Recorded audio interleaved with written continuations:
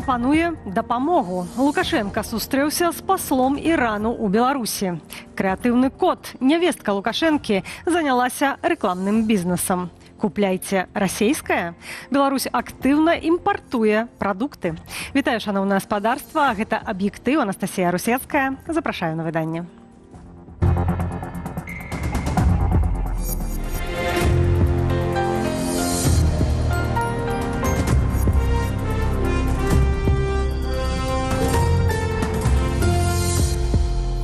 Гуманіст, а не ваенны чалавек. Гэтак Лукашенко выказаўся пра забітага вярхоўнага лідара Ірану Алі Хаменеі падчас сустрэчы з іранскім паслом. Апроч таго, чарговы раз назваў атаку Ізраілю і ЗША вераломнаю, ды прапанаваў афіцыйнаму Тэгерану дапамогу. Чым здольны дапамагчы хаўрусніку Лукашенко, высвятляў Валера Руселік. Чем мы в этой ситуации можем вам помочь, исходя из той позиции, которую мы заняли по этому конфликту. Лукашенко сустрэўся і ўпершыню публічна пракаментаваў падзеі ў гэтай блізкаўсходняй краіне. Вероломное нападение Израиля при поддержке Соединенных Штатов Америки на Иран нам понятно и неприемлемо. Тем более, что в результате этого нападения погибли ни в чем не повинные жители и прежде всего дети. Погиб духовный лидер Ирана Али Хаменеи. Вы знаете, что у меня с ним были добрые отношения. По-моему, раза 3 мы с ним встречались, обсуждали мировые проблемы.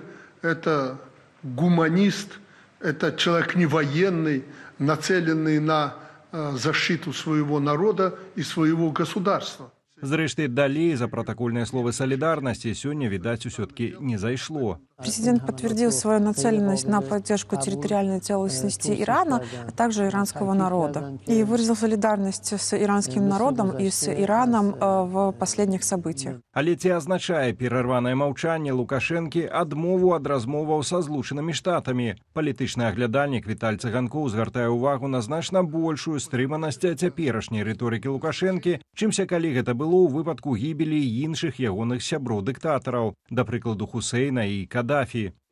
Негледзячы на все словы про вероломную атаку, адказ, а хто гэту вероломную атаку індывідуальна ухваліў і, в прынцыпе, зрабіў Трамп. Лукашенко это як бы не заважае ні гэта прозвішча, ні ввогуле, скажем, сітуацыю. Напярэдадні на даручэнне Лукашэнкі кіраўнік МЗС Максім Рыжанкоў падчас размовы з аманскім калегам заявіў пра гатовасць Беларусі спрыяць дээскалацыі канфлікту на Блізкім Усходзе. Ну, а сённяшні афіцыйны Менск дзе не бачыце міратворцам. Толькі як нешта недзе пачынаецца, альбо Лукашенко, альбо ягоныя дыпламаты пачынаюць гаварыць: а давайте мы будем міратворцамі, а давайте мы вас памірым. Ну, это, конечно, претензия на то, каб играть некую роль в международной политике. Это претензия на то, каб нас зауважили, это претензия на международную легитимность. Вось, прапанаваць такія свае ўласныя паслугі. Што праўда, заўважае эксперт, акрамя менскіх перамоваў паміж Расіяй і Украінаю пры пасярэдніцтве заходніх лідараў у 2015 годзе, а ніякіх поспехаў у гэтым кірунку ў рэжыму не было і няма. Валер Руселік, Белсат. Белавія працягвае эвакуацыю беларускіх турыстаў з Аб'яднаных Арабскіх Эміратаў.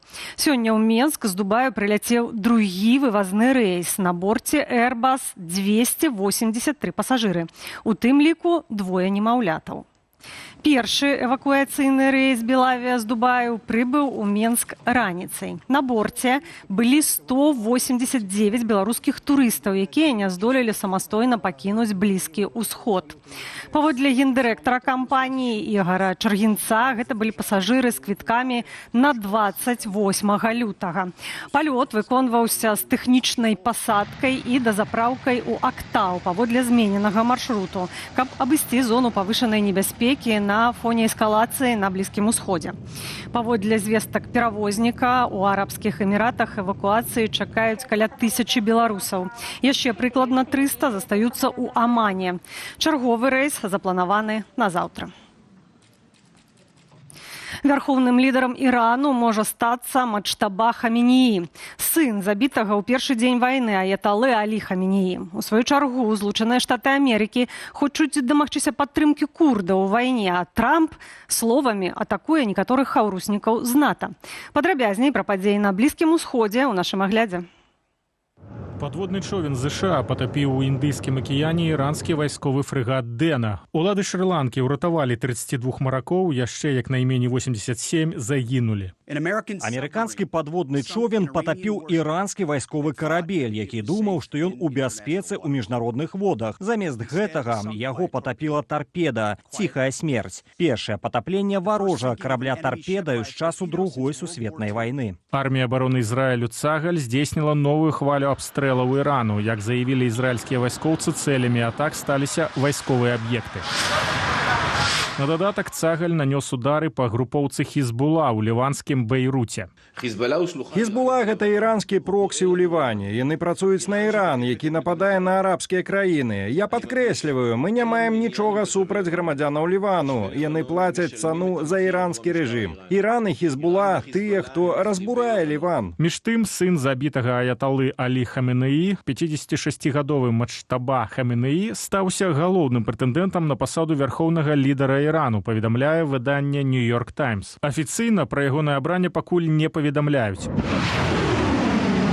Тым часам агенцтва Reuters паведамляе, што ЗША вядуць перамовы з іранскімі і курдскімі апалчэнцамі пра спосабы атакі на рэжым у Тэгеране. Мэта – стварыць умовы для паўстання іранцаў, якія выступаюць супраць дзейнага рэжыму. Тэлефонныя званкі паміж Трампам і старшынём дэмакратычнай партыі іранскага Курдыстану адбыліся. Гэта не проста чуткі. Мы падрыхтавалі ўсе сцэнары вайны. І што датычыць цяперашняй сітуацыі ў Іране, мы гатовыя ўмяшацца і адыграць вядучую ролю. Корпус вартаўнікоў ісламскай рэвалюцыі заявіў, што цалкам кантралюе Хурмузскую пратоку, праз якую праходзіць каля 20% сусветнага трафіку нафты. Адпаведна, любыя судны, якія карыстаюцца гэтым марскім шляхам, рызыкуюць трапіць пад іранскі агонь. Дональд Трамп заявіў пра магчымасць дапамогі танкерам з боку амерыканскіх ВМС. Пры неабходнасці вайскова-марскія сілы ЗША як мага хутчэй пачнуць суправаджэнне танкераў праз Хурмузскую пратоку. Нягледзячы ні на што, Амерыка забяспечыць свабодную плынь энергіі да свету. На дадатак Трамп раскрытыкаваў прэм'ер-міністра Вялікай Брытаніі за недастатковае падтрыманне вайны супраць Ірану, а яшчэ прыгразіў Іспаніі. Тая не дазволіла ЗША выкарыстоўваць свае вайсковыя базы для удараў па Іране. Трамп заявіў пра разрыў гандлёвых сувязяў з Іспаніяй. Мы маглі б выкарыстаць іхную базу, калі б захацелі. Мы маглі б проста прыляцець і карыстацца ёй. Ніхто не скажа нам, што мы не можам ёй карыстацца, але нам гэта не патрэбна. Аднак яны паводзілі сябе недружалюбна. Таму я сказаў, што мы не хочам гэтага. У Іспаніі абсалютна няма нічога, што нам патрэбна, акрамя выдатных людзей. У іх выдатныя людзі, але няма выдатнага кіраўніцтва. У адказ прэм'ер-міністр Іспаніі Педро Санчес падкрэсліў, што Мадрыд выступае супраць эскалацыі, а сусветная палітыка не можа будавацца на бомбах і канфліктах. Ян Федарович, Белсат.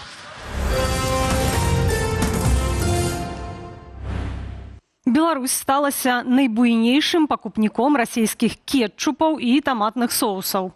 Па выніках мінулага года Расія абнавіла гістарычны максімум экспарту гэтай прадукцыі. Больш за траціну паставак прыйшлося менавіта на беларускі рынак. Паводле Федэральнага цэнтру развіцця экспарту прадукцыі АПК Расіі летась Беларусь набыла расійскіх соусаў і кетчупаў на $17 мільёнаў.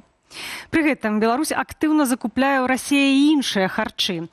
Днямі Рассельгаснагляд паведаміў, што наша краіна сталася галоўным імпарцёрам расійскіх агуркоў. Амаль 70% ўсяго экспарту, а гэта каля 17 000 тонаў, прыйшлося менавіта на наш беларускі рынак.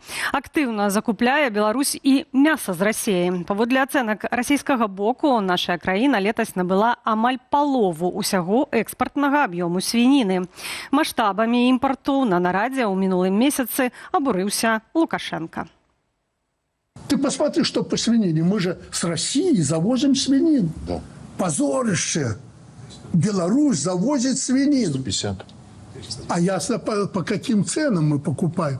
Мы чуть ли на $200 миллионов там или сколько завезли свинины. На рэкламным рынку Беларусі новы гулец. Фірма «Крэатыўны код» працуе з канца леташняга кастрычніка. Аднак ужо прэзентуе сябе як найбуйнейшую ў краіне кампанію, якая займаецца дызайнам і размяшчэннем вонкавай рэкламы. Стаіць за гэтую фірмай, як высветлілі журналісты-расследавальнікі Бюро медыа, нявестка Александра Лукашэнкі, больш вядомая пад творчым псевданімам Ганна Сялук.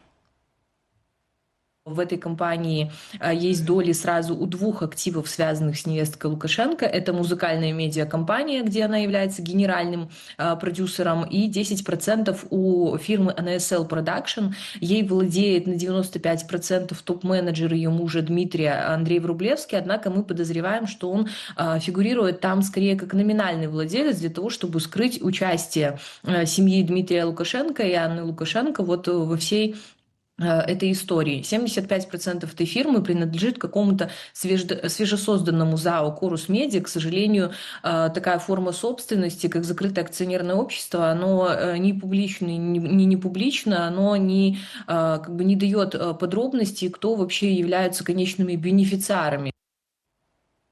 Цяпер бізнес Ганны Сялук пераўтварыўся ў паўнавартасны медыахолдынг, падсумавала Бюро медыа. Гэта адначасова і стварэнне музычных кампазіцыяў пад ключ, прадзюсаванне артыстаў эстрады, арганізацыя дзяржаўных імпрэзаў і дзіцячых святаў. Таксама нявестка Лукашэнкі датычная да вытворчасці відэакліпаў і стварэння тэлешоу. За адзнаку ў ахове грамадскага парадку. Гэты медаль атрымалі сярод іншых камандуючы ўнутранымі войскамі Мікалай Карпянкоў і кіраўнік дэпартаменту выканання пакаранняў Олег Маткін. Агулам да Дня міліцыі медалямі і ордэнамі Лукашенка ўзнагародзіў 10 міліцыянтаў. А падарунак для ўсяго сілавога ведамства – пашырэнне магчымасцяў зарабляць грошы. На чым і як распавядзе Ірына Дарафейчук. Міліцыянты адзначаюць свой дзень. У стужцы тэлеграм-каналу МУС віншаванні ў складанні кветак і чэмпіянату рукапашным баі. Святкаваць лукашэнкаўская міліцыя пачала яшчэ напярэдадні. Мы открываем музей годы Мингорисполкома. Напярэдадні прайшоў і ўрачысты прыём у міністра ўнутраных справаў. Генералаў беларускай міліцыі заклікалі да адзінства і ўручылі эксклюзіўныя гадзіннікі. Именно вы продвигаете нашу идеологию. Мир очень хрупок. Мы должны быть вместе. У афармленні гадзіннікаў дэвіз праваахоўных органаў. Служым закону, народу, айчыне. Пры гэтым самыя сілавікі прызнаюць, што ў 2020-м змагаліся супраць народу. 23 лютага падчас уручэння Кубракову ў падарунак музейнага кулямёта ягоны намеснік Мікалай Карпянкоў падкрэсліў. Вы еще и боевой генерал. В 2020 году генеральное сражение оно проходило на улицах Минска. Было выиграно. А потом уже все остальное. Мы добили этого врага. Тую старонку не перагарнулі да сёння. Напрыканцы лютага на базе каледжу МУС менская міліцыя зладзіла вучэнні. Адпрацоўвалі, між іншага, супрацьдзеянне масавым беспарадкам у цэнтры гораду. Падобныя вучэнні па ўсёй краіне Кубракоў анансаваў яшчэ ў студзені. Останавливаемся, будем стрелять! Чарговы раз заяўляюць сілавікі і пра рэкордна нізкі ўзровень злачыннасці, і пра 100% раскрывальнасць цяжкіх злачынстваў, і пра настолькі высокі рэйтынг даверу міліцыі ў грамадстве, што ажно спатрэбілася адкрыць новы каледж, куды зладзілі прэс-тур для журналістаў. Порядка 200 человек не поступают в наше учебное заведение, а это мотивированные ребята, которые хотят служить, хотят приносить пользу обществу и работать в органах внутренних дел. Ну не может же он сказать, что профессия раньше вполне себе уважаемая, по крайней мере, вот в розыске был, всегда относились с уважением, стало уже как клеймо. Если тебя узнают, что ты сотрудник милиции, не дай бог еще и работаешь, ты много теряешь. Понимаете, в этом ничего хорошего нет. Тогда это одна из самых таких презираемых профессий. Выдаткі на сілавыя структуры ў дзяржаўным бюджэце растуць штогод. Так, сёлета органы ўнутраных справаў атрымаюць 2,5 мільярда рублёў. Амаль на чвэрць больш, чым летась. А да таго яшчэ і змогуць зарабляць. Пералік платных паслугаў, якія могуць надаваць органы ўнутраных справаў, пашырыўся. Да ранейшых 26 пунктаў дадалі выраб абсталявання ды праграмавання для негалоснага сачэння. Ірына Дарафейчук, Белсат.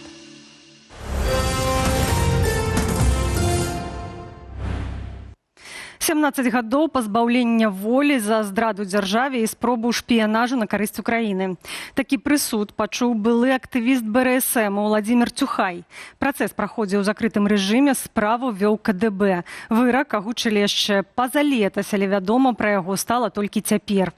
Справа Цюхая цалкам засакрэчаная, але частку дэталяў апавёў былы палізняволены праваабаронца Владзімір Лапковіч, які некалькі месяцаў правёў з мужчынам у адной камеры магілёўскай турмы.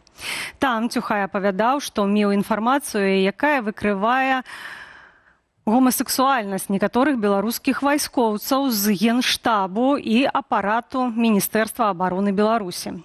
Ён спрабаваў іх шантажаваць, каб атрымаць сакрэтныя звесткі, якія маглі б быць цікавыя ў краіне. Рабіў гэта былы БРСМавец выключна, каб падзарабіць. Аднак аб'екты шантажу звярнуліся ў КДБ і Цюхая затрымалі. Жыхару Светлагорску Глебу Панасюку прысудзілі 5 гадоў пазбаўлення волі. Мужчыну затрымалі летась пасля прыезду з Польшчы. Пра гэта паведамляе сайт «Гомельская вясна». Абставіны крымінальнай справы і сутнасць выстаўленых абвінавачанняў застаюцца невядомыя. Паводле інфармацыі праваабаронцаў, Глеб Панасюк жыў і працаваў у Польшчы. Летась у кастрычніку прыехаў у Беларусь, каб наведаць бацькоў у Светлагорску.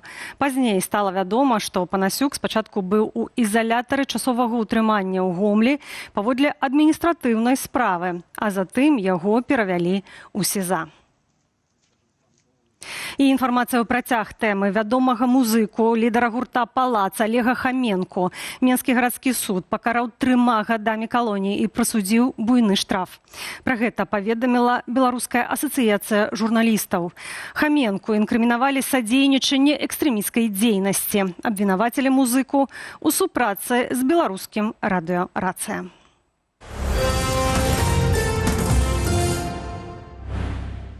І да іншых тэмаў. Польшча ўводзіць абмежаванні на палёты авіяцыі ў памежных раёнах з Беларуссю і Украінай. Пастанова прынятая на патрабаванне вайсковага камандавання для ўзмацнення захадаў дзяржаўнай бяспекі. Новыя правілы пачнуць дзеяць з 10 сакавіка тэрмінам да 3 месяцаў. Для пасажырскіх авіярэйсаў зменаў не будзе.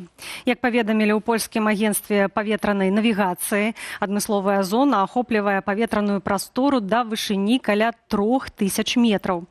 Абмежаванні датычаць перш за ўсё малой авіяцыі, прыватных пілотаў і ўладальнікаў беспілотнікаў. У начны час палёты ў гэтай зоне будуць цалкам забароненыя за выняткам вайсковых і экстранных службаў. Днём толькі пры абавязковай сувязі з дыспетчарамі і наяўнасці абсталявання, што дазваляе радарам ідэнтыфікаваць аб'ект. Духмяныя, залацістыя і неймаверна смачныя. Дранікі, улюбёная страва беларусаў, могуць з'явіцца не толькі на талерках, але і ў спісе культурнай спадчыны ЮНЕСКА. Прапанову залучыць у спіс традыцыі гатавання страваў з цёртай бульбы наша краіна мае скіраваць у ЮНЕСКА да канца гэтага месяца. Ірына Юр'ева.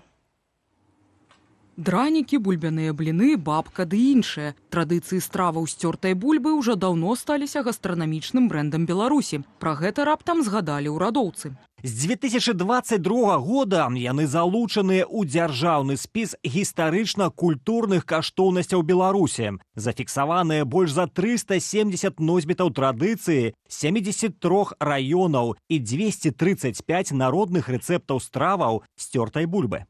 Паводле чыноўнікаў, залучэнне гэткай гастранамічнай традыцыі ў спіс ЮНЕСКО будзе спрыяць пашырэнню інфармацыі пра Беларусь як краіну, дзе захоўваюцца нацыянальныя культурныя традыцыі. Таксама ж варта чакаць павышэння турыстычнай прывабнасці краіны і развіцця гастранамічнага турызму. Прапанову ў ЮНЕСКО адносна страваў з цёртай бульбы Беларускае міністэрства культуры плануе скіраваць да канца гэтага месяца. С 2001 года в списке ЮНЕСКО стали включать рецепты, которые отражают многовековые традиции народов разных стран и своего рода служат их визитной карточкой. На сегодняшний день культурным наследием ЮНЕСКО признаны почти 500 блюд. Летась упершыню ў спіс нематэрыяльнай культурнай спадчыны ЮНЕСКО трапіла цэлая кухня асобнай краіны. Гэта нацыянальная кулінарыя Італіі. Беларусь жа ў міжнародным спісе пакуль рэпрэзентаваная 7 элементамі. Сярод іх неглюбская тэкстыльная традыцыя з Веткаўскага раёну на Гомельшчыне, святочны абрад калядныя цары ў вёсцы Семежава Капыльскага раёну на Меншчыне, а таксама саломапляцення і выцінанка. Ірына Юр'ева, Белсат. У аб'ектыве на гэтым ставім кропку. Больш навінаў у нашых сацыяльных сетках і на старонцы Белсату. Інфармацыйны вечар працягне студыя Белсат, якую мы правядзём разам з Алесем Залеўскім. Вітаю, шановное господарство. Суседи Беларуси рыхтуются до найгоршага сцэнару. Литва показала журналистам, як будзе выглядаць абарона у выпадку наступу з тэрыторыі Беларусі. Ці сапраўды ў Вільні разглядаюць такую пагрозу і да якога канфлікту рыхтуецца рэгіён. А ў другой частцы эфіру задаемся пытаннем, што адбываецца з беларускай сельскай гаспадаркай. Краіна, якая нібыта корміць Расею, сама становіцца буйным пакупніком расійскіх прадуктаў. На гэтым фоне Лукашенко прапануе чарговыя змены ў аграрнай сферы. Ці зменіць гэта сітуацыю? Студыя Белсат праз імгнення ў эфіры і, канешне ж, з апытаннем традыцыйным для вас, спадарства. Запрашаю.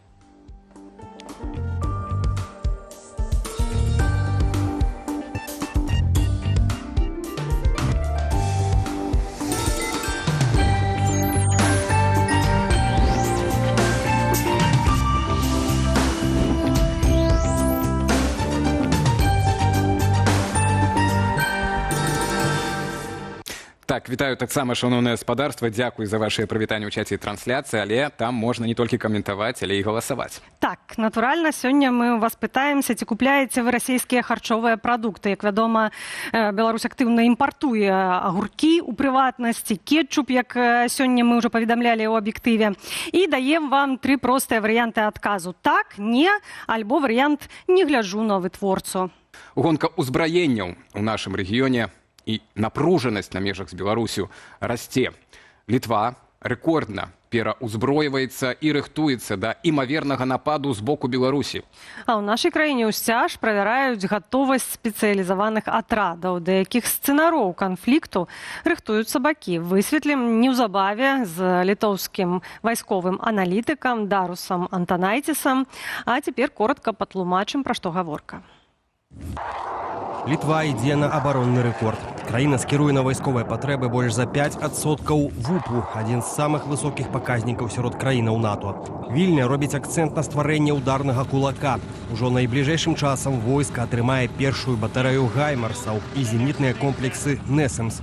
Таксама Літва чакае нямецкія танкі «Леапард» і французскія гаубіцы «Сезар». Агулам на ўзбраенне ў 2026 годзе выдаткавалі 2 мільярды еўраў. Аднак аснова стратэгіі Літвы – праект «Лінія абарона Балтыі», што прадугледжвае стварэнне 3 эшалонаў перашкодаў – мінныя палі, супрацьтанкавыя равы і нават аднаўлення непраходных балотаў. З таго боку мяжы афіцыйны Менск таксама дэманструе гатовасць. Пачалі маштабна правяраць 8-ю брыгаду радыяцыйнай, хімічнай і біялагічнай абароны. Гэта унікальнае падраздзяленне са спецыфічнаю тэхнікаю. Пад наглядам дзяржаўнага кантролю машыны здымаюцца з доўгатэрміновага захавання і адпраўляюцца на кантрольныя прабегі. Ну і, як мы і абяцалі, Даріус Антанайціс, афіцэр запасу літоўскіх войскаў, ну і вайсковы, вядомы эксперт, знаходзіцца з намі на відэасувязі. Лабас вакарас, спадару. Добрый вечер. Лабас вакарас. Добрый вечер. Да, перейдем на русский. Действительно ли Литва сегодня рассматривает сценарий нападения с территории Белоруссии, или это скорее план на всякий случай? Но все-таки нужно посмотреть на историю, что все-таки Россия нападала на Литву со стороны Латвии и со стороны Белоруссии. Поэтому исторически, естественно, что направление атаки происходит именно с этих двух сторон. И именно поэтому мы должны быть готовы, если Россия захочет опять повторить историю. Значит, вы рассматриваете такой вариант, что Россия захочет повторить эту историю. Откуда у России средства и силы на это? На сегодняшний день у них нет средств и сил. Но все-таки вспомнил 2021 год, декабрь, какой ультиматум сказал российский диктатор Путин, что НАТО должно уйти из стран Балтии, что это опять должно стать сферой влияния России. Мы уже не первые тысячелетия живем, не первые 100 лет живем рядом с Россией, так что мы знаем, что бывает. Поэтому мы, естественно, знаем, что такие планы есть, что учения России, которые проводят, тоже учения про то, как оккупировать страны Балтии, но не только страны Балтии, но также и Финляндию. Просто хочу напомнить, что до полномасштабной войны в Украине Россия очень много инвестировала в военные расходы в Арктике. Поэтому мы смотрим на это довольно прагматически. Лучше быть готовыми и не дождаться, нежели быть не готовым и дождаться войны.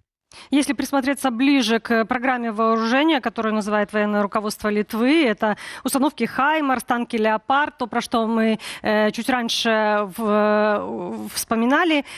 Как вы оцениваете? Действительно ли можно говорить, что это какой-то прорыв, это какая-то значительная программа, которая даст преимущество Литве в этой ситуации? Но преимущества никогда не бывает.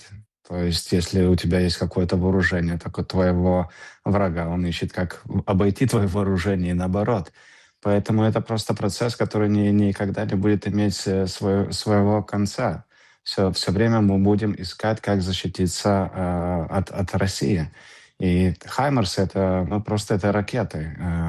Танки — это тоже, то есть танки. Но все-таки мы должны говорить о полномасштабной обороне страны. Это не только солдаты, которые бегают с автоматами по лесу, или танки, которые ездят и стреляют. Это все-таки и разведка, та же и спутниковая разведка, и сигнальная разведка, и многие другие вещи. Но, естественно, это еще и работа вместе с нашими союзниками из НАТО, потому что Литва — это меньше, чем 3 миллиона жителей, а в России 144 миллиона. Так просто калькулятор показывает, что было бы сложно остановить Россию, если бы Литва одна бы пробовала это делать. Дариус, если вернуться к конкретным сценариям возможной атаки России относительно вашей страны, вы уже упоминали про исторический опыт, это происходило через территорию Беларуси и Латвии. А какие сейчас ожидания, каким образом Россия может использовать территорию Беларуси, или это вообще рассматривается официальным Вильнюсом? Это значит, что и Лукашенко будет знать, не будет знать, да, как в случае с Украиной, но будет использована Беларусь. Каким сценарием конкретно вы готовитесь? Я за официальные лица не могу сказать, я могу сказать как эксперт. Все-таки с территории Беларуси началось наступление на Украину. Поэтому что говорить, что Беларусь будет нейтральной, это невозможно. К тому же мы в Литве и в странах НАТО, мы не рассматриваем белорусскую армию как армию Беларуси. Мы все-таки смотрим ее как часть армии России, потому что и офицеры проходят подготовку в России, и вооружение России, и боеготовность происходит вместе с Россией, учения вместе с Россией. К тому же мы Беларусь тоже смотрим, как независимое государство, но как губернию России. Все-таки узурпатор Лукашенко, он не имеет своего слова. Все-таки все это делается вместе с Россией. Поэтому мы так и рассматриваем, что Беларусь — это все-таки плацдарм для российской армии делать наступительные свои какие-то действия, как они уже делали, наступительные действия на территории Украины.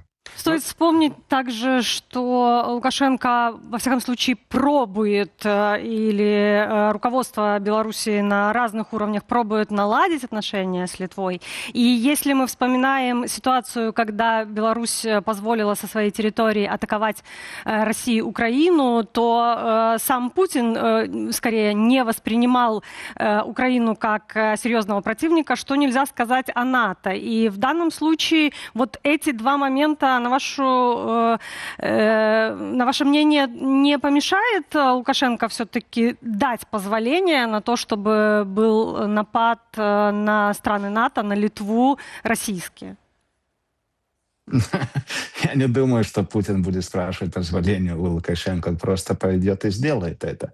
Он также делает перед этим. Поэтому здесь у нас тоже нет никаких сомнений, что Лукашенко сам не принимает решение. Решение принимает Путин. И то, что и Путин, если он будет какую-то делать операцию против стран НАТО, он все равно будет использовать Беларусь как плацдарм. Потому что лучше для Путина, чтобы НАТО обстреливало белорусскую территорию, а не российскую, если была бы там какая-то российская группировка войск. О том, что Россия может что-то сделать со странами НАТО, но на сегодняшний день я не думаю, что так возможно. Но все-таки опять вспомним, что Россия все-таки живет из ископаемых, которых нужно как-то продать. Чтобы продать, нужен выход в Балтийское море и в Атлантический океан. Поэтому, опять же, это не эмоции, это просто экономика. И поэтому, если мы смотрим через экономическую призму, так для России, естественно, нужен восточный берег Балтийского моря, чтобы он смог продавать свою нефть, газ и другие ископаемые. Дариус, но пока Лукашенко, по крайней мере, внутри страны принимает какие-то решения, вот одно из них это про проведение в полную боевую готовность, да, и учения, тренировки, призыв запасников, так называемых наших, мы их называем по-другому еще партизаны, да, ну и мы видим, что и сам Лукашенко про это говорит на этих учениях, что, ну, нам нужны только автоматы и гранатометы, нам спрятаться в лесу и отстреливаться, скажем так. Ну, это явно не агрессивно, скажем так, учение, так не агрессивное, в общем, учение. Как вы оцениваете эту модель обучения? Она про что-то свидетельствует, да, там, для Литва это воспринимает как сигнал, что мы не собираемся нападать, да, ну и, возможно, как вы вообще оцениваете эту модель, она может как-то помочь Литве, например, там, не знаю, если вдруг Россия что-то там надумает делать, да, и через Беларусь, поверх Беларуси, да, поверх Лукашенко или там поверх армия вот такого рода будет вести операции, как вы это оцениваете? Но опять же, это все-таки такие учения, они не первый раз делаются, это регулярные учения, когда призываются люди, которые уже служили в армии. Поэтому здесь что-то видеть такое опасное, но не очень мы видим. К тому же, если там люди с калашниковым бегают по лесу, ну, бег — это хорошо для здоровья. Но, с другой стороны, мы тоже видели, как обучена армия Беларуси. Это тоже видео, когда солдаты зубами поднимают стол или головой разбивают строительный материал или стеклянную тару. Это, конечно, интересно, но все-таки голову нужно использовать для других целей, а не бить строительный материал. Поэтому, опять же, эти учения не напугаешь нас. Я не спрашиваю про напугали или нет, но как, в принципе, это Литва видит, оценивает, да? Может, как раз показывает мирность белорусской армии. Мирность белорусской армии, мирность диктатора Лукашенко, она все показывает через нелегальную миграцию, она также показывает, как наши грузовики сейчас задержаны в Беларуси и так далее. Поэтому эта мирность, мы знаем, что Лукашенко, он все-таки хитрый. И он все-таки не будет менять позицию. К тому же, если он поменяет позицию, наверное, сам Путин его и уничтожит.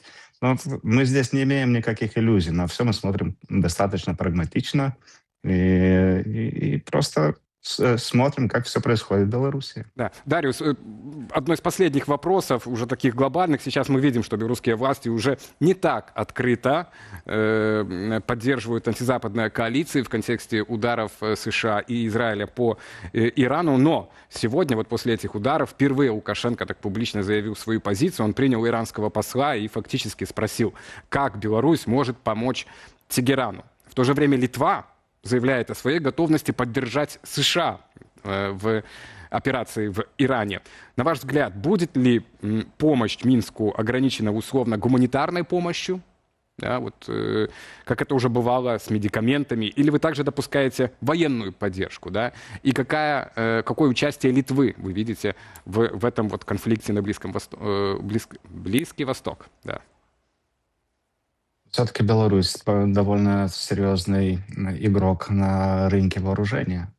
Поэтому, естественно, что сейчас в Иране этот рынок возрастает. И для Лукашенко это хороший способ, чтобы получить какие-то деньги в свой бюджет. Поэтому я здесь смотрю не то, что на помощь или еще что-то. Я смотрю на то, что Лукашенко видит возможность заработать деньги на этом.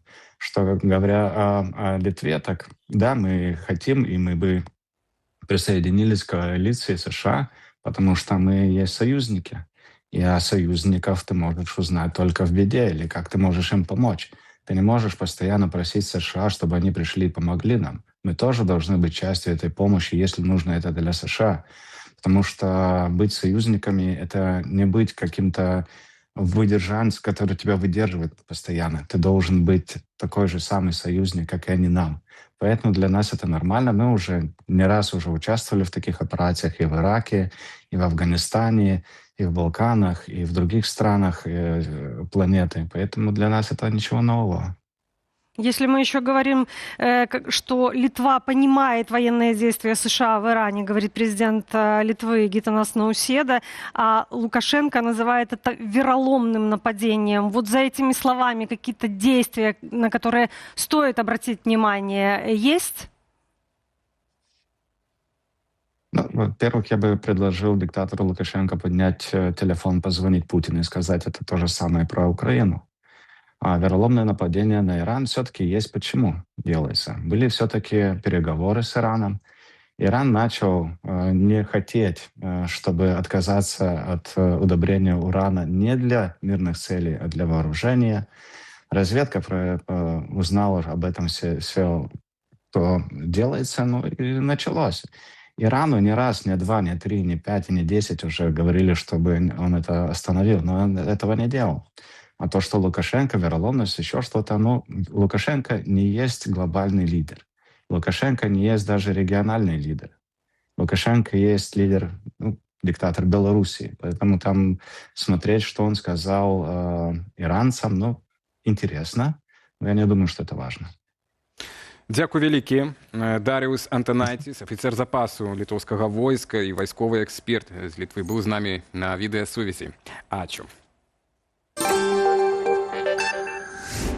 А мы крочым далей да наступнай тэмы. Доўгія гады ўлады казалі, што Беларусь корміць Расею, але цяпер у дачыненні шмат якіх прадуктаў сітуацыя выглядае наадварот. Менавіта наша краіна сталася галоўным пакупніком расійскіх агуркоў, кетчупу і нават свініны. На гэтым фоне Лукашенко прапануе чарговую рэформу ў сельскай гаспадарцы, змяніць сістэму дзяржаўных датацыяў. Пра што гаворка? Ці ты нас раскажаш? Лукашенко прапануе змяніць прынцып размеркавання датацыяў у сельскай гаспадарцы. Цяпер значную частку падтрымання вызначаюць у Менску, але паводле новай ідэі грошы хочуць перадаваць беспасярэдня на ўзровень раёнаў і вобласцяў, каб мясцовыя ўлады самі вырашалі, якім гаспадаркам і на што іх скіроўваць. Так, прынамсі, мы зразумелі словы Лукашенка. Пры гэтым маштаб дзяржаўнага падтрымання застаецца вялікі. Толькі летась аграрны сектар атрымаў з бюджэту каля 8 мільярдаў рублёў у выглядзе датацыяў ды льготных крэдытаў. Ці можа такая змена сапраўды зрабіць сельскую гаспадарку больш эфектыўнай і чаму пры мільярдных датацыях Беларусь усё часцей закупляе прадукты ў суседняй Расеі? У гэтых пытаннях дапаможа нам разабрацца Мікалай Лысянкоў, эксперт у пытаннях сельскай гаспадаркі з велізарным кіроўным досведам розных арганізацый. Добрый вечер, спадар Мікалай. Добрый вечер. Добрый вечер. Так, ну, пачнем менавіта ад гэтых нашых любімых агуркоў. Так? Ці сапраўды беларуская сельская гаспадарка губляе канкурэнцыю нават на ўласным расейскім, так, харчовым рынку? Ну, там з агуркамі, вось крыўдна, у нас поўдзень Беларусі ж мае вырошчваць. З таматамі яшчэ больш-менш, там з кетчупам зразумела, памідораў моцна не вырошчваем. Але свініна таксама? Ну, огурцы, свинина, это вот, наверное, отдельно надо поговорить, почему огурцов у нас нету. Да, огурцы у нас на полдне выращивают, это Гомельская, Брестская область, но это тоже сезонный продукт. У нас нету больших тепличных комбинатов, крупных. Есть, вернее, но не столько, сколько в России. И, к сожалению, себестоимость наших огурцов отличается не только от российских, и от польских огурцов отличается. Вот сегодня купить в польском магазине огурец и в белорусском тоже есть разница, хотя в польских фермеров, в тех же теплицах энергоресурсы основная затратная часть, энергоресурсы и зарплата, которые намного выше и дороже, чем в Беларуси. А если сравнить с Россией, то там тоже выгоднее, большой разрыв в себестоимости идет, именно тепличного хозяйства. Это тот же и кетчуп, вот как говорили вы до этого, томаты. Себестоимость огурцов, помидор отличается именно потому, что энергоресурсы в России дешевле. И плюс еще подход. Беларусь это все равно крупные предприятия государственные. Это те же самые колхозы, которые были и раньше. А в России, как и в Польше, это частник работает. Даже в Польше, работая частник на более дорогих ресурсах, у него получается более интересная экономика, нежели у нас в Беларуси. Что касается свинины. Свинину, почему мы закупаем свинину из России? Наши мясокомбинаты были рассчитаны на определенное производство свинины в Беларуси. Но, к сожалению, уже вот второй год в связи с чумой у нас поголовье сокращается. Вот больше всего сократилось поголовье в Витебской области, там почти в 1,5 раза сократили поголовье свиней. Вот за 2024 год более чем 250 000 голов свиней у нас стало меньше. Соответственно, мясокомбинат надо чем-то загружать. Ну, загружать чем? Загружаем мы свининой российской. И мясокомбинатам это даже пошло на плюс, потому что свинина российская, с учетом доставки, с учетом всех экспортных там пошлин и прочего, импортных пошлин, вернее, становится и более рентабельно и интереснее покупать в России, нежели у наших предприятий на месте белорусских. Российская свинина дешевле, потому что там корма дешевле, энергоресурсы дешевле, ну, это все взаимосвязано. Дешевле топливо, соответственно, дешевле зерно произвели. Дешевле зерно, дешевле поросенка того же вырастили. И плюс, самый большой плюс даже не то, что вот разрыв затратной части, а то, что у нас все комплексы это все равно колхозы. Как бы их там ни называли, это все равно те же самые колхозы, госпредприятия, на которых работают чиновники, а не бизнесмены. А в России это бизнес. Это, на этом зарабатывают деньги. Крупные комплексы получают и дотацию в том числе. Вот, кстати, Лукашенко сегодня говорил про бюджет. И говорит, вот это моє наступне питання до вас. Это вось наступнае пытанне, так. Таму што ж датацыі атрымліваюць і ў Расіі, і еўрапейскія, польскія фермеры, пра якія вы кажаце. І ў Беларусі гаспадаркі таксама атрымліваюць датацыі пад 8 мільярдаў рублёў, так, 2,5 колькі это мільярды долараў прыблізна, так, плюс-мінус у год. Але пры гэтым тады ў чым праблема? Гэтыя грошы не туды, не так інвестуюцца, не інвестуюцца вось у гэтыя агуркі, у гэтыя цепліцы, так? І Лукашенко пра гэта сёння кажа. Так, не туды інвестуюцца, нам бучкоў уже столькі не трэба, хаця, відаць, хто прымаў іншае рашэнне, правильно ж? І он жа хіба і такое рашэнне прымаў. Дык тады ў чым праблема? Не туды грошы інвестуюцца, і як тады вось гэтыя змены, якія прапануе Лукашенко, маюць это вырашыць это пытанне? Вы нагу зразумелі, на чым палягаюць змены, якія прапануе Лукашенко? Бо вот это была наша інтэрпрэтацыя вось у матэрыяле папярэднім.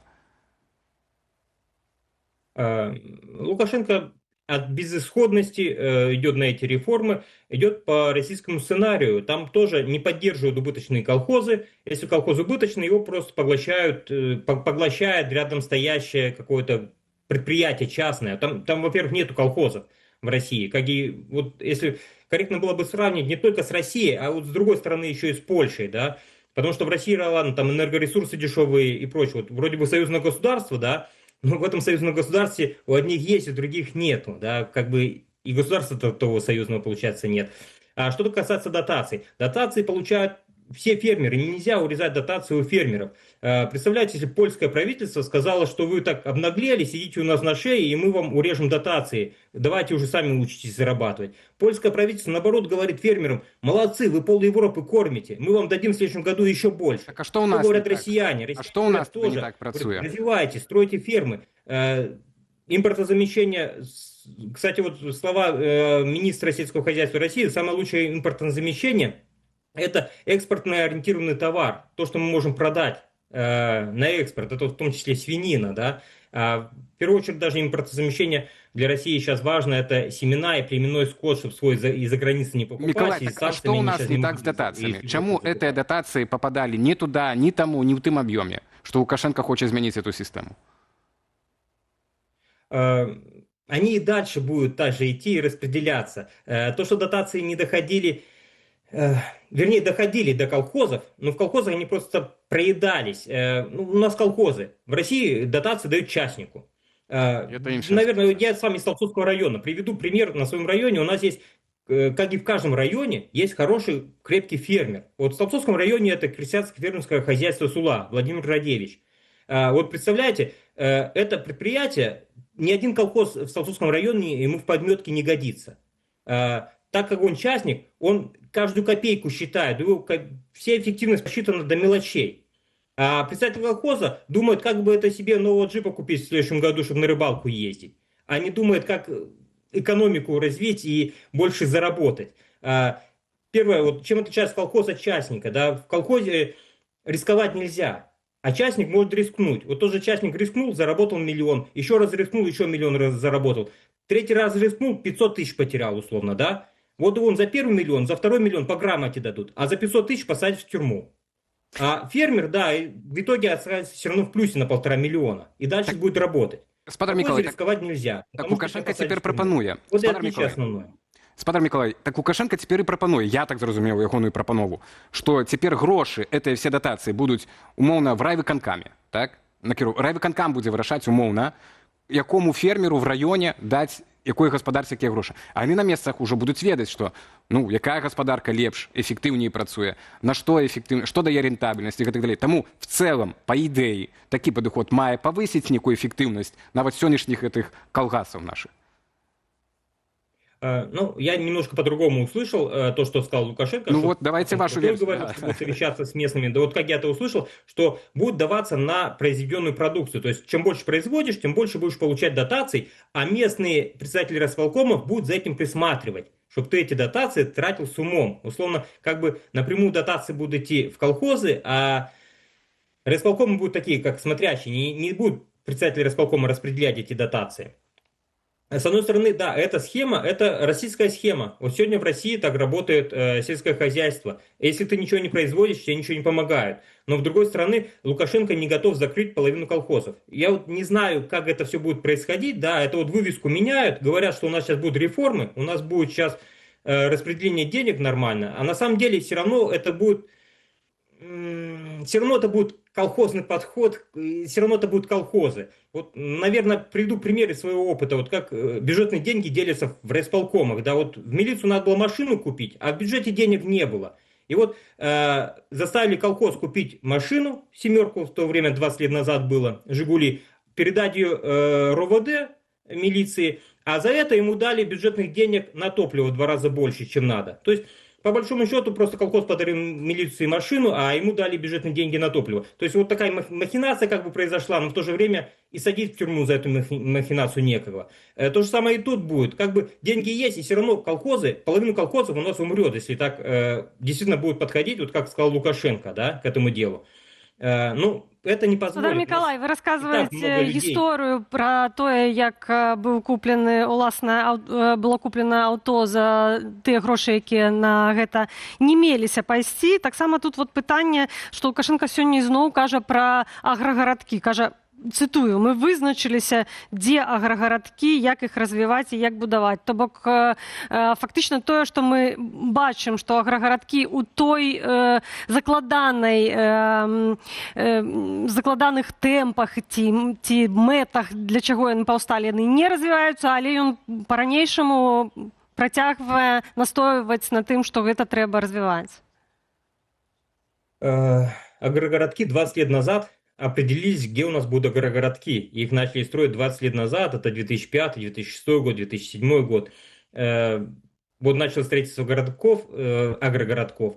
Ну, как было болото, да, так и осталось. Если на сельском хозяйстве не приносит прибыль, да, агрогородок снов условно, да, там сильный гигант, этот агрокомбинат снов, и агрогородок красиво выглядит, да. А какой-нибудь агрогородок, не знаю, Аталис возьмите, Столцовского района, вот поедете туда, да, миллиарды денег вложили, асфальт положили новый, но все равно, как была грязь на улице, так и осталось, потому что нету денег в этом колхозе, нету життя, нету хозяина там. Так. И ой. Как... Да, так, это уздыхи про сельскую господарку, когда мы размовляем, так. Калі ж мы таксама яшчэ вернемся да тых самых агуркоў у крамах, то мы сёння у нашых тэлегледачоў пыталіся, ці купляеце вы расійскія харчовыя прадукты, і 75% адказалі не, 11% кажуць, што яны не глядзяць на вытворцу, і 15% кажуць пра Так, яны купляюць. То бок мы бачым, што большасць беларусаў не гатовыя купляць расійскія харчовыя прадукты, і тым не менш, акрамя агурочкаў, свініны і кетчупа, што мы можам яшчэ ў бліжэйшым часе бачыць расійскага больш на паліцах? Все что угодно, вплоть до картофеля. В прошлом году мы с этим столкнулись, что у нас своего картофеля не было.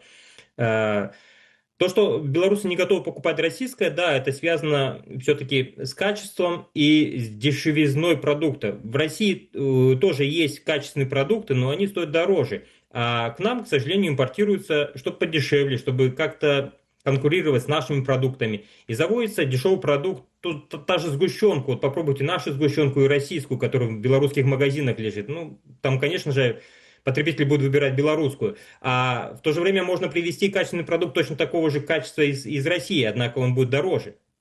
Ну, к сожалению, да. Почему белорусы не хотят российское? Потому что в Беларусь завозится самый дешевый российский продукт. Белорусы, как ни крути, они беднее россиян. Поэтому не можем мы себе позволить покупать те продукты, которые себе позволяют россияне. И поэтому дешевый сегмент продуктов вот завозится в Беларусь, и, соответственно, и качество этих продуктов страдает. А белорусы, в свою очередь, импортируют в Россию лучшее, потому что российский потребитель, он более капризный, он не съест то, что им положено на полку, надо завоевать эту полку перед собой, поэтому лучшее поставляется в Россию, а из России везется к нам самое дешевое. Спадар Миколай, дзякуй вам вялікі, што знайшлі час, ну і так падрабязна дапамаглі нам разабрацца в гэтых рэформах. Калька з расійскіх сістэмы, схемы, так нам кажа Міколай Лысянкоў, эксперт у пытаннях сельскай гаспадаркі, пра апошнія прапановы Александра Лукашэнкі што да зменаў у аграрнай сферы нашай краіны. Ну а цяпер пераходзім да жыцця рэгіёнаў, рубрыка, якую мы ствараем у партнёрстве з камандай калегаў з БГ Медыа. Ну і пачынаем ад першага, неўзабаве распачнецца новы сельскагаспадарчы, а ў Дубровінскім раёне новы сельскагаспадарчы сезон. Так. А тым часам у Дубровінскім раёне каля 20 пастухоў дасюль не атрымалі заробку за сезон мінулы, летні. Сельскагаспадарчы філіял імя Смірава ўжо некалькі гадоў у крызісе. Кіраўніцтва там мяняецца часта, і чарговая змена адбылася якраз летась. У каментарах да гэтай навіны людзі спадзяюцца, што новы кіраўнік Міхаіл Важлакаў навядзе парадак, і адначасова пішуць пра падзеж жывёлы, рабскую працу і пытаюцца, дзе пракуратура? Тым часам гісторыі пра нявыплаты знаёмыя не толькі працаўнікам з Дубровіншчыны. Каментатары з іншых гаспадарак таксама прызнаюцца, што працавалі сезонамі і грошай не пабачылі. Гарадзеншчына цяпер. Там у Скідзелі, такі горад, паездка на працу ці ў школу пераўтвараецца ў выпрабаванне. Мясцовыя скардзяцца на перапоўненыя аўтобусы ў гадзіны пік. У салон цяжка трапіць без бою. Хто не ўмясціўся, чакае наступны рэйс. Або ідзе пешу ці выклікае таксоўку. Найбольшая нагрузка на маршруце паміж старым і новым горадам. Аўтобус ходзіць толькі раз на гадзіну і разлічаны прыкладна на 70 пасажыраў, але ў пікавы час людзей значна больш. У аўтапарку кажуць, дадаць яшчэ адзін аўтобус пакуль не могуць. Тэхніка зношаная, а рэзерв выкарыстоўваюць толькі на выпадак паломак. У гарвыканкаме спадзяюцца знайсці грошы на больш умяшчальны транспарт, але тэрмінаў не называюць. Ну і цяпер гора дня. На праспекце Янкі Купала адбылося ДТЗ, якое шакавала відавочцаў. Пасля сутыкнення перакуліўся катафалк, і на праезную частку выпала труна. Паводле Дзяржаўтаінспекцыі, 33-гадовы кіроўца Рено выехаў на скрыжаванне на забаронены сігнал светлафора і сутыкнуўся з Мерседесам, які рухаўся на дазволены. Пазней у іх уехаў цяжкавік МАЗ, які прыбіраў вуліцу. На вінаватага склалі адміністратыўны пратакол. Яму пагражае штраф і магчымае пазбаўленне правоў да 2 гадоў. ДТЗ ніхто не пацярпеў, машыны атрымалі механічныя пашкоджанні. Ці быў у труне нябожчык, не паведамляецца. Ну, але вонку труна таксама, здаецца, не моцна пацярпела. Ну што ж, спадарства, на гэтым мы завяршаем наше сённяшняе выданне. Я яшчэ раз дзякую ўсім, хто ўзяў удзел у нашым галасаванні, хто глядзеў нашу трансляцыю, а таксама пакідаў каментары пад нашым эфірам. Для вас працавалі Алесь Залеўскі І таксама Анастасія Русецкая. Зычым спадарству удалага вечара. Пакуль.